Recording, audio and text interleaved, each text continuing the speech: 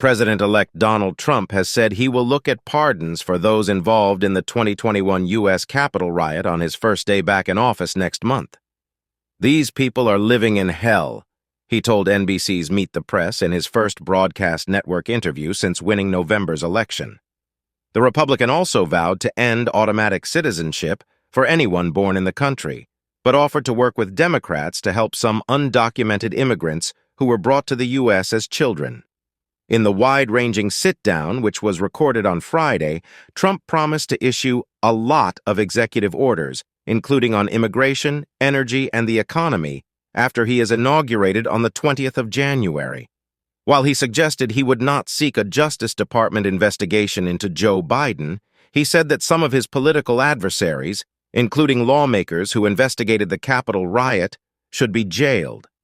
Trump was asked whether he would seek to pardon the hundreds of people convicted of involvement in that riot when supporters of his stormed Congress 3 months after his defeat in the 2020 election. "We're going to look at independent cases," he said. "Yeah, but I'm going to be acting very quickly. First day," he added. Trump continued, "You know, by the way, they've been in there for years, and they're in a filthy, disgusting place that shouldn't even be allowed to be open." The president-elect made other news in the NBC interview aired on Sunday. He offered a caveat on whether he would keep the U.S. in the North Atlantic Treaty Organization, NATO. "If they're paying their bills, and if I think they're doing they're treating us fairly, the answer is absolutely, I'd stay with NATO."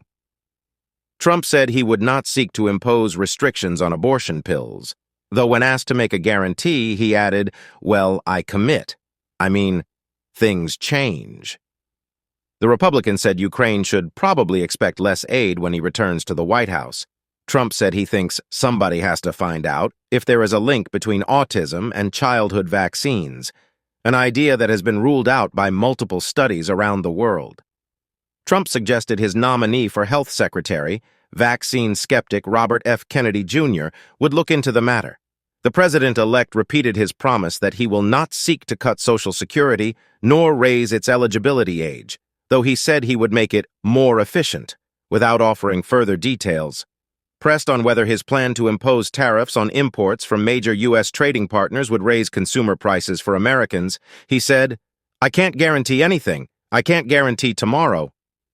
On the subject of immigration, Trump told NBC he would seek through executive action to end so-called birthright citizenship, which entitles anyone born in the U.S. to an American passport, even if their parents were born elsewhere.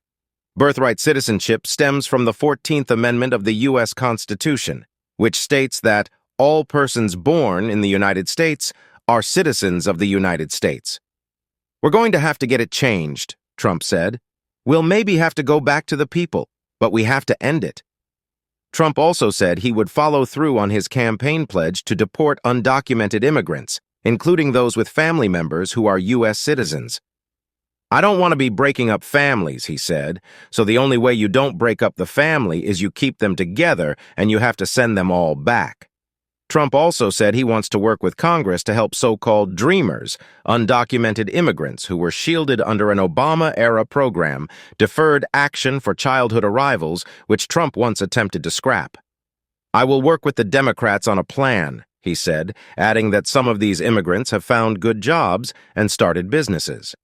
Trump seemed to offer mixed signals on whether he would follow through on his repeated vows to seek retribution against political adversaries. Outgoing U.S. President Joe Biden this week issued a sweeping pardon to his criminally convicted son, Hunter. The Democrat is reported to be considering other blanket pardons for political allies before he leaves office next month. Trump seemed to indicate that he would not seek a special counsel investigation into Biden and his family, as he once vowed. "I'm not looking to go back into the past," he said. "I'm looking to make our country successful. Retribution will be through success."